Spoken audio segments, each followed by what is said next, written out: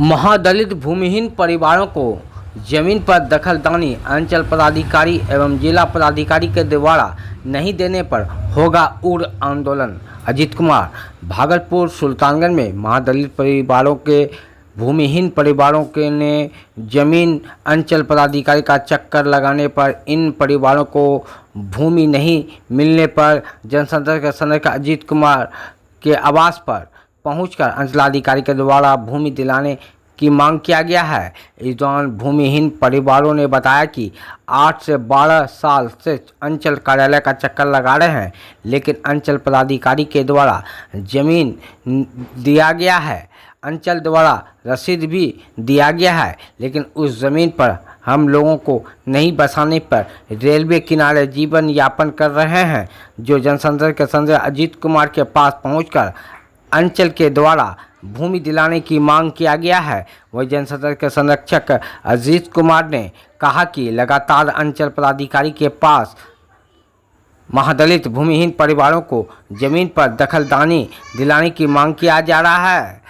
जल्द अगर अंचल पदाधिकारी एवं जिला पदाधिकारी के द्वारा भूमिहीन परिवारों को जमीन पर दखलदानी नहीं देने पर उग्र आंदोलन किया जाएगा।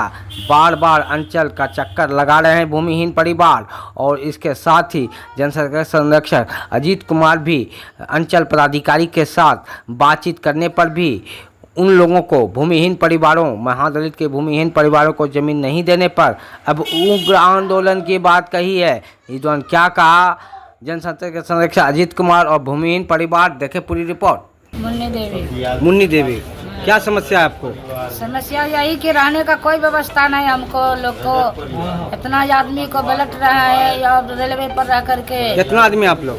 45 आदमी है। आप लोग को तो जमीन सरकार दिया है? सरकार दिया है तो कहीं पते नहीं है। सरकार नहीं नाप रहा है, नहीं दिखा रहा है, नहीं दे रहा है, कुछ नहीं। खाली कवाला दे कर को थमा दिया, संतोष दे दिया और कुछ का पता नहीं। जाते हैं तो धोपते हैं, जाइए कोई समय जाइए। कितना दिन से दौड़ रहे हैं? बहुत दिन से दौड़, 14 साल हो गया। तब आया 8 महीना से साल भर से हम लोग बैठ गए हैं। तो आप लोग कहाँ रहते हैं? वह रेलवे पर, रेलवे के बगल में। हाँ, रेलवे के बगल में। तो आप लोग को जमीन चाहिए? हाँ, हम लोग को जमीन चाहिए, घर चाहिए, स्कूल चाहिए। सब बाल बच्चा को पढ़ाएंगे लिखाएंगे, हम रहेंगे तब ना वोट देंगे किसी को। अभी वोट भी नहीं दे पा रहे? नहीं, अब वोट कहाँ पर देंगे हम? घरे नहीं है? घर नहीं है तो वोट कहाँ पर देंगे? बच्चा नहीं पढ़ रहा है आप लोग? बच्चा लोग कहाँ से पढ़ेगा? कोई स्कूल जाता है, जाइए जाइए जाइए, जाइए जाइए जाइए, सबको जो है रोड काटा देता है।